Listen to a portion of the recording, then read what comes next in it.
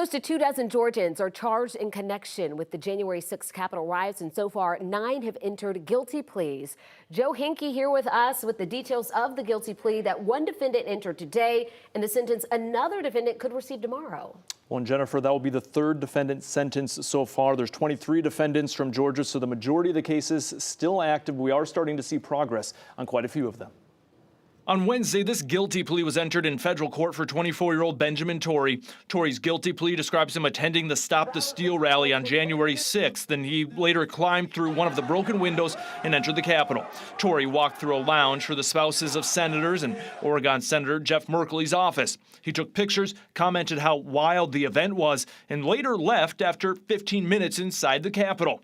In his plea deal, Torrey admitted to illegally entering the Capitol building. Court records show he faces up to 6 months in prison and a fine of up to $5,000. Torrey is now the 9th person with ties to Georgia to enter a guilty plea. Cleveland Meredith Jr. was sentenced to 28 months in prison, and Devlin Thompson was sentenced to 46 months in prison. Thursday afternoon, Verdon Andrew Nally is scheduled to become the 3rd Georgian sentenced. He has entered a guilty plea for illegally entering the Capitol building and faces a max sentence of 1 year in prison and a fine of up to $100,000. Meanwhile, the first 2 Georgians to face jurors could be Jack Whitten of Henry County and Brian Ulrich of Effingham County in South Georgia.